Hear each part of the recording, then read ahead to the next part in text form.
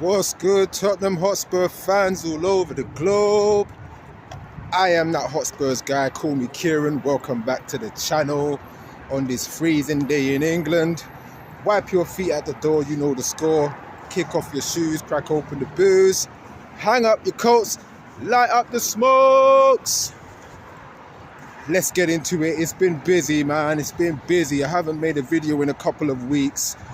Couple of games have gone by. Oh my god, bro, flipping hell. Oh, it's like watching, you know what it's like? It's like watching somebody sandpaper a mansion. That's what it's like. It's like watching somebody sandpaper the walls of a mansion. That's how boring the games have been lately, man. I'm going to just focus on the last game that we had, which was 1-1 against Crystal Palace at the Lane. I'm always going to call it the Lane. I don't care what spaceship stadium is sitting there on White Hart Lane. I don't care. It's White Hart Lane. Real talk. So, yeah. Tottenham Hotspur 1, Sunderland 1. Sunderland coming up from the Championship, doing all kinds of stuff in the Premier League. It's absolutely mad how they've made such great signings and changed from what we would always consider like a Championship team coming up from the Championship, and they normally go down. They're doing exceptionally well, like exceptionally well. So anyway, first 10-15 minutes of that game at home weren't too bad. There was a, like, what can I say? I could say there was a little bit of pressure. There was a little bit of bite from the team. There was a little, just a little bit. Just a little bit. And again, it's like we got our goal from Ben Davies, who, again, when people saw the team sheet, everybody's like, oh my God, Ben Davies is playing again. And then Ben Davies gets the goal and everybody's like, oh, well, shout out Ben Davies. You know what I'm saying? Again, it shows you know what it is? It just shows, I wouldn't say the professionalism, but yeah, professionalism, because he's that old school of a player now. He's been around for so long. He's been there and done it. You know, so it shows, yeah, professionalism, but it just shows the footballer that Ben Davies is. He's not the greatest, you know, he's not the greatest footballer. He's not the best left back, but he does the job that's required of him. And again, most Spurs fans who aren't always like, oh my God, Ben Davies, oh my God, Ben Davies, they would always say Ben Davies at least puts in at least a 7 out of 10 performance most of the time. Most of the time he puts in a 6-7 out of 10 performance, which is more than what we can say for many of the players on the team. So again, we got people like Richarlison still can't do nothing against the likes of Sunderland, you know, just still can't control the ball, still can't make a pass. Because there was that little moment, that we had when Mawani had come on the pitch, and then it's like 2-on-2. Richarlison cutting down the pitch, he's got 2 defenders onto him, and Mawani's on the far side on his left, and then you're thinking, brethren, the pass is there. Like, you know, again, you lot know what I'm talking about. You guys know what I'm talking about, because we all saw the pass when he should have made the pass, but he decided to take another touch, and then try and pass it, squeeze the pass between the 2 players inside of the D. And you like inside of the 18-yard box, and then you're like, brethren, like if that was Harry Kane would have swerved that ball all the way around them 2 defenders to get to Mawani's feet, to just touch it one time with his left, line up the shot, and wha-pow! Send the ball into the back of the net. But man like Richarlison doesn't look at all like, this is what I'm saying. We have players in the team who just don't seem to know where their teammates are at on the pitch, can't seem to figure out where everything is on the pitch, because it's like, again, going down to just the passing and all of that, the passing is just, I couldn't even say it's lackluster or anything like that, because the passing isn't even really there. We don't even really be passing. Again, we've got a 3-man midfield. I don't care whether man says 4-2-3-1. We always play 4-3-3. I'm not having it. Every team plays 4-3-3, and I'm tired of it. I am tired of 4-3-3. So when you see that 4-3-3 or 4-2-3-1 isn't working for your team, along with the players that you put into it, switch it up. We've got Dragerson back now. We've got Danso. And I've been saying that for about the past 4 games, ever since the Liverpool game where Romero got himself sent off. I've been saying, brethren, take the captaincy band from him, give it to Mickey van der Ven, and put Kevin Danso at the right side of Mickey van der Ven, and that's your main 2 centre backs. But I'm also saying, switch it up, play with 3 at the back, innit? Play with Danso, Dragusin, and Mickey van der Ven, and then you got your 2 wing backs in Spence and Porro. You know what I'm saying? Play the 3-5-2, because I'm telling you, neither Richarlison and Muani can play up top by themselves. We have seen it far too many times now. So again, yeah, brother, look, again, I've been sitting here on my channel saying, give Frank the year. And I'll still say, give Frank the year. But gosh, my man is pissing me off, bro. He's pissing me off with the way he's acting in these matches now, where it's just like, I get it, you don't want to lose. You don't want to pile any more pressure onto yourself because we're not doing too well this season as it is. We're sitting 13th in the league. And again, some people might think, oh my God, we're 13th in the league, I can't believe it. But 3 points changes that. Again, we see that already. 3 points changes all of that and puts us back into 7th or 8th or something like that. You know what I'm saying? So I'm pissed off with Frank with the antics that he does. In basically, you can see that he's got his favourites now, and he plays his favourites all the time. Bentancur plays every game, and I'm like, brother, why is Bentancur playing every game? Why did we bring in Paulina? Why did we bring in João Paulina if he's not even going to play? He's the proper DM that we've needed for a hot minute. Don't even play him. Don't even play him. We keep persisting and insisting with Bentancur and Gray and whoever else can get thrown as the 3rd midfielder in the middle. And then because of that now, also because of not having, because I know some players are gonna, you know what? Because we have to talk about Brennan Johnson, all right? Because Brennan Johnson's gone to Crystal Palace for 35 million, all right? He's gone to Crystal Palace for 35 million. Some Spurs fans are like, oh my God, we got ripped off. I can't believe we sold him. And why would we sell him? He's our top scorer and blah, blah, blah, blah, blah. And he's the scorer of the Europa League and blah, blah, blah, blah, blah. And then everybody's putting up memes of Spurs have sold their 3 top scorers. Harry Kane, Honmans.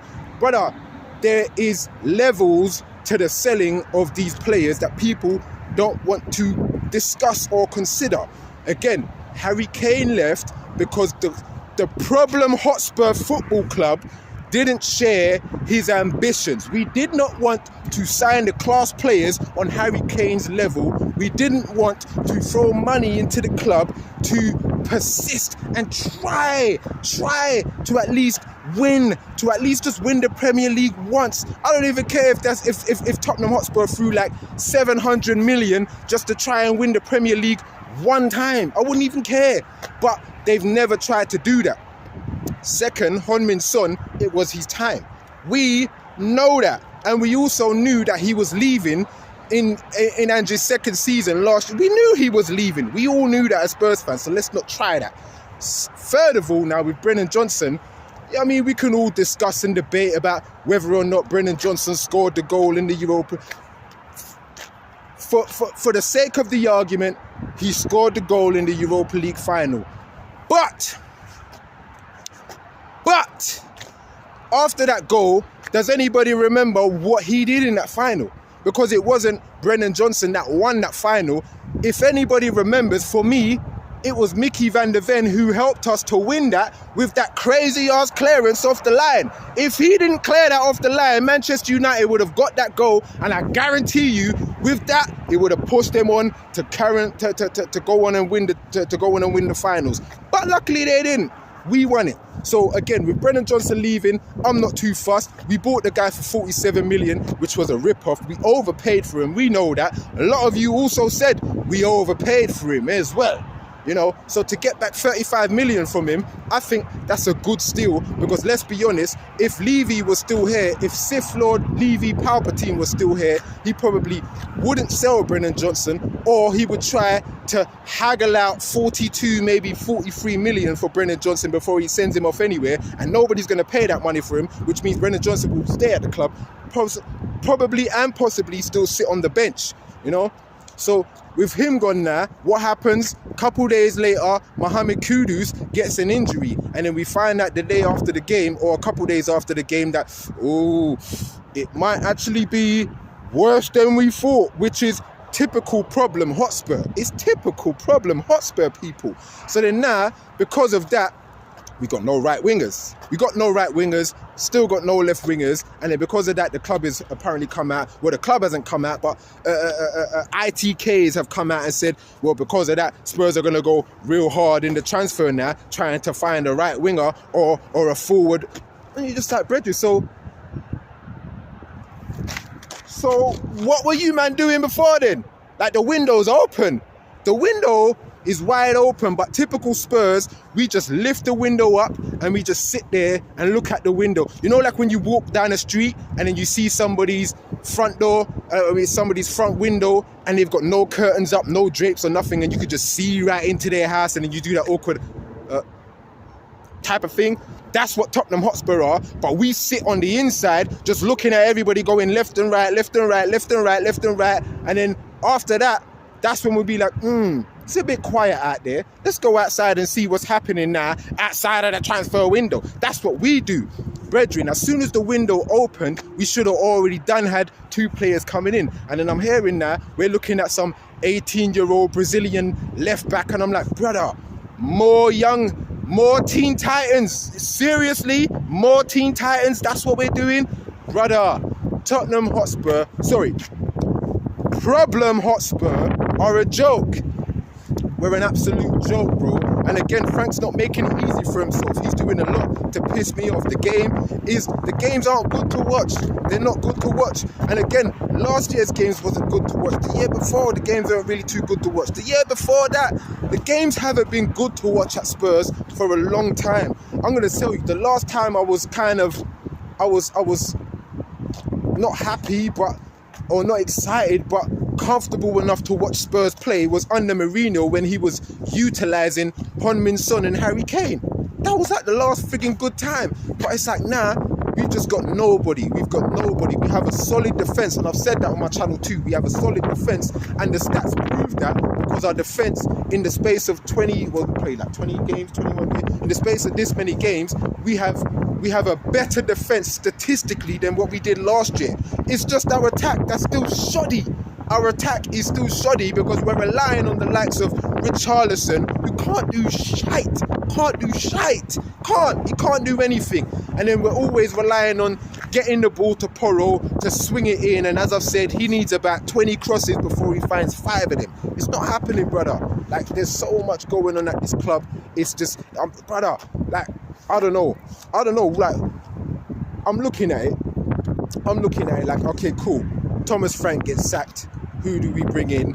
Everybody's like Glasner, everybody's like Iriola, everybody's like Xavi, everybody's like this guy and that guy, and I'm just like, whether they come in or not, they're still going to have to deal with the shite players that we've got here at this club, bro. They're still going to have to deal with the shite midfield. They're still going to have to deal with the shite strike force that we've got. And then with Mohamed Kudus gone now, who, let's be honest, like, he wasn't really playing too well in the past couple of games because he's been running to the ground, because that's all we've got on the right wing. So he has to play every game. So it's like, I can't figure out where we're getting any of our assists from, where we're getting any of our goals from. Brother, I have no idea anymore at Tottenham. I have no idea. Again, I'm saying right now, even though Frank is pissing me off with his shoddy tactics and his shoddy formation and the shoddy play, I'm saying hold on to him for the year. And then once the year's over, once the season's over, yeah, you can chop him. And then once you've chopped him, start getting rid of all of the players that we don't need at this club anymore. Like the Bergvals, like the Greys, like the Richarlisons, like the so many. There's so many. We need to get rid of them and then start bringing players in exactly the day after or the very same day we get rid of players. And then once the World Cup's over, like I said, throw the checkbook and the entire ATM machine at Nagelsmann and try again for him. Because the last time when we tried for him, we couldn't get him because why? The club wasn't trying to meet his demands either. Imagine that. We call ourselves a top club, but this top club, Problem Hotspur, doesn't want to meet the demands of top managers. That says a lot, man. Come on, man. I don't know, people, man. Like I said, man, there's a lot of problems at Tottenham Hotspur, and it isn't just the manager. It isn't just the manager, man. I don't have much to say right now, people, man. Because again, we got a game tonight against Bournemouth, I think.